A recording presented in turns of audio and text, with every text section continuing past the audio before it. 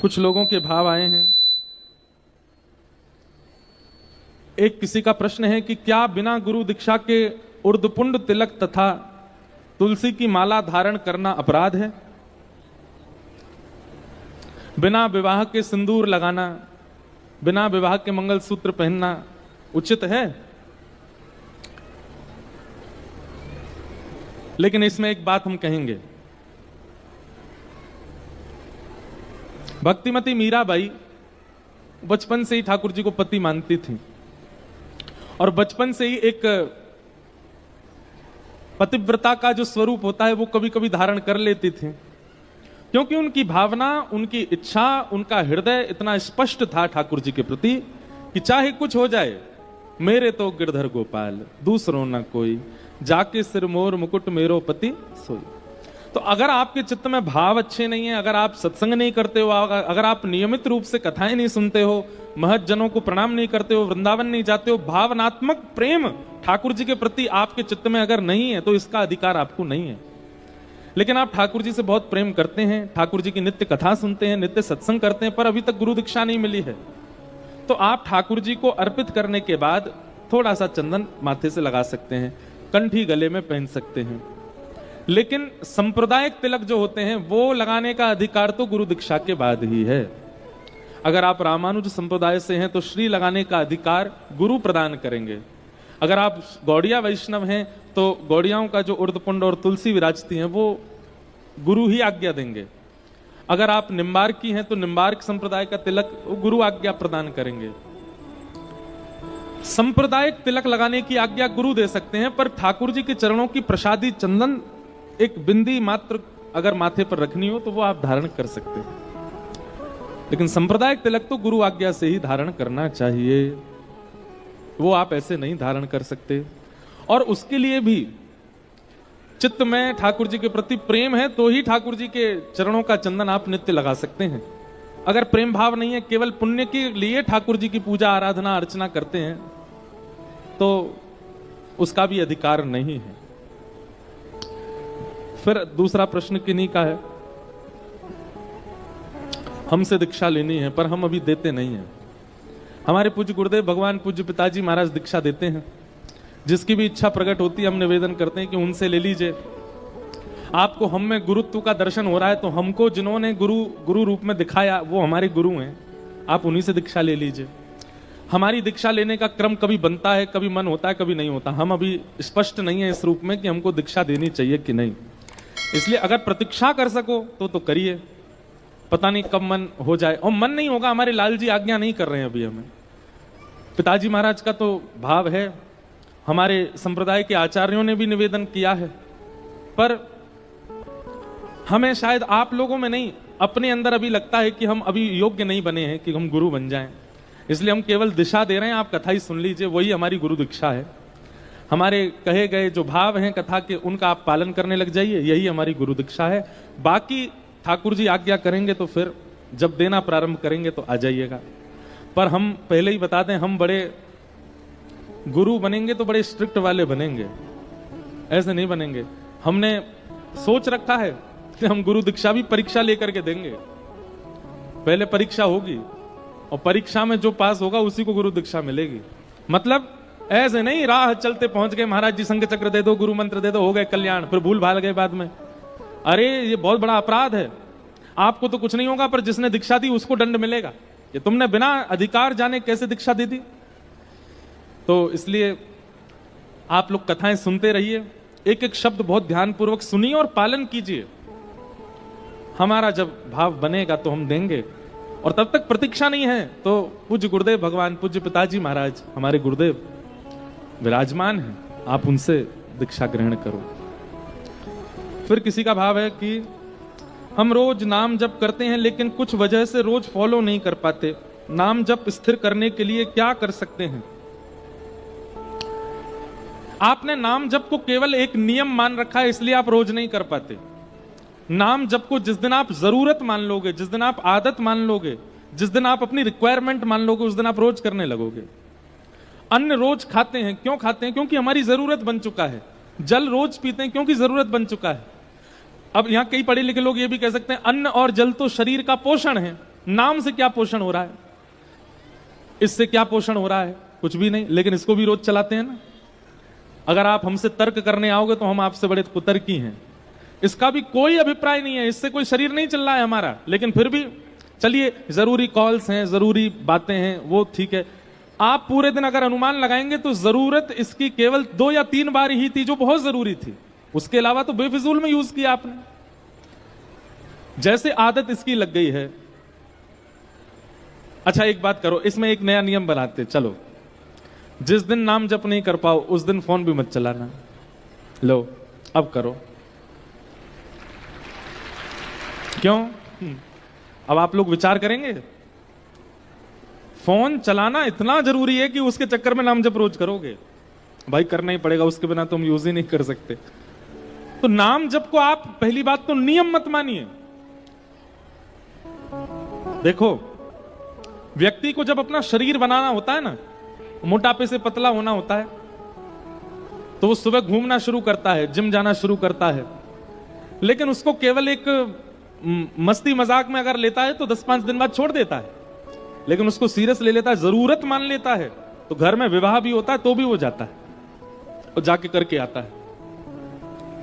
जरूरत जब हम किसी वस्तु की अपने जीवन में मान लेते हैं, किसी वस्तु को प्रायोरिटाइज कर देते हैं, प्रायोरिटी देते हैं अपनी लाइफ में, तो फिर उसका करना हमारे लिए आवश्यक बन जाता है। उसके बिना हम कर ही नहीं सकते आगे, आदत बन जाती है हमारी।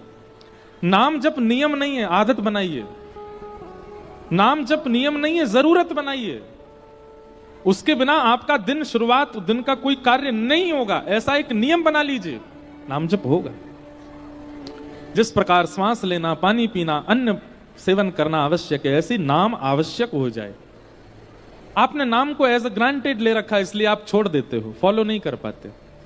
पर जिस दिन उसको जरूरत मान लोगे, अपने आप होगा, वो नियम बन जाएगा। तो इसलिए जिनका ये भाव है फॉलो नहीं कर पाते, ऐसे फॉलो करो।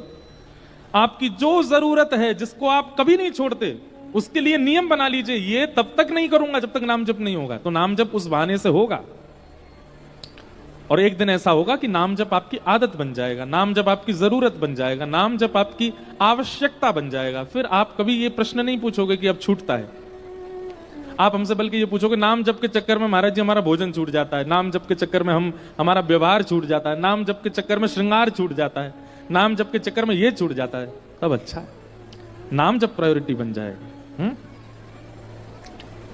तो ये कुछ भाव थे। आज कथा क्रम बहुत ज्यादा है, इसलिए हम सीधे कथा में ही प्रवेश करें। क्रम मात्र पूर्ण करके कथा को आज विश्राम देंगे। बीच में कोई चर्चा मन में आएगी तो करेंगे। श्री गिरिराज धरण की जय। ठाकुर जी ने गिरिराज जी धारण किए। इंद्र को पता चला कि भाई मैंने बहुत बड़ा अपराध कर दिया, मैंने ठाकुर जी की परीक्षा ले ली। भगवान से आकर के क्षमा मांगने लगा।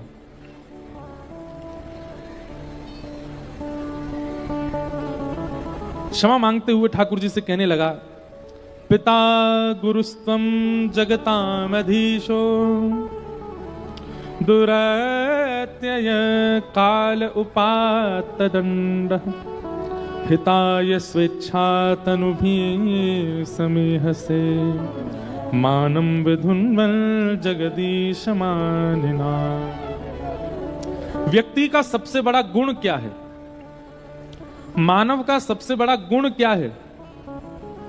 सब लोग इधर देखो, ध्यान से सुनो।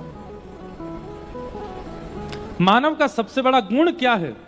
अपने अवगुण को स्वीकार करना। ये सबसे बड़ा गुण है मानव का। और मानव का सबसे बड़ा दुर्गुण क्या है?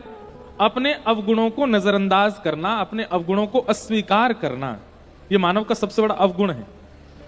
व्यक्ति सब अच्छे ही जन्म लेते हैं संसार में, कोई बुरा बन करके नहीं आता। छोटे छोटे बच्चों को देखो कितने अच्छे लगते हैं। वही बच्चा 20 साल बाद ना जाने क्या क्या कर देता है। तो जब उसकी गलती होती है तो फिर लोग कहते हैं, तुझे हमने गोद में खिलाया था, तू हमारी गोद में खेलता था, इतना सौम्य, इतना सरल, इतना सीधा बालक, अब तू ऐसा हो गया। और जब कोई श्रेष्ठ बन जाता है तब भी हम यही कहते हैं, इसको भी हमने गोद में खिलाया था। कई लोग हमको ही देख के बोलते हैं। हम कहीं कथा में जाते हैं तो कई जगह पिताजी के साथ बचपन में गए होते हैं, माता जी आती हैं, भाई लोग आते हैं, हमने इतने से खिलाए थे आप, हमने गोद में खिलाए थे आप।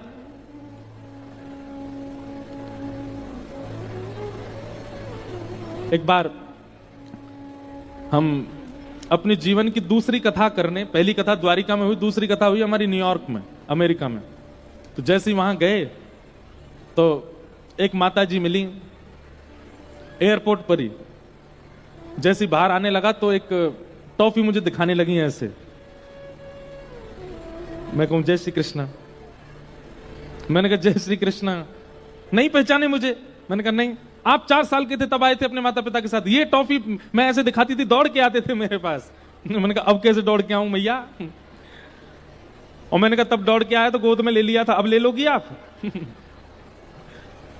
और फिर वो 7 दिन तक उन्होंने कथा नहीं सुनी। जितने श्रोता आते थे सबको यही बताती थी, मैं ऐसे करती थी टॉफी, दौड़ के आते थे मेरे पास। कहने का अभिप्राय क्या है, आपका बाल्यकाल जो होता है ना, वो इतना सुंदर होता है, इतना सुधरा हुआ होता है, इतना सौम्य होता है कि बड़े होकर के भले ही आप श्रेष्ठ बनो, भले ही आप पापी बन जाओ, लोग आपके बाल्यकाल को याद करके आपको स्मरण कराते हैं कि आप ऐसे थे बचपन में। इसका मतलब क्या है कि बुरा कोई जन्म नहीं लेता, सब अच्छे ही जन्म लेते हैं। लेकिन स्पष्ट मान लीजिएगा बात को, जो व्यक्ति अपने अवगुणों को नजरअंदाज करता हुआ चला जाता है वही राक्षस बन जाता है। और जिस व्यक्ति को अपने अवगुण पता चलते हैं और उन अवगुणों पर कर्म करता है वही संत बनता चला जाता है, वही साधु बन जाता है, वही महात्मा बन जाता है, वही श्रेष्ठ। अच्छा, साधु संत महात्मा कहने से आप कृपा करके कोई भगवाधारी को मत सोचिएगा। कई नेताओं के रूप में भी साधु होते हैं, कई इंजीनियर बनकर के भी साधु होते हैं। साधु का मतलब भार का वस्त्र नहीं होता, हृदय का भाव होता है। हृदय का भाव साधु होता है, हृदय का भाव संत होता है। ऐसे कितने लोगों को सदगृहस्थ हैं, जीन्स पहनते हैं पर साधु हैं। क्यों? हृदय से साधु। अभी हम जहां से कथा करके आए मध्य प्रदेश, क्योंकि प्रशंसा की बातें इसलिए हम कर रहे हैं, वहां के विधायक जी ने कथा कराई। आप सत्य मानेंगे, और वो नाबाद ना जाने कब से जीत रहे हैं, लेकिन उनको देख करके, उनके साथ बैठ के, उनके साथ बातचीत करके लगता ही नहीं था कि ये विधायक हैं और 2008 से लगातार जीत रहे हैं। क्यों?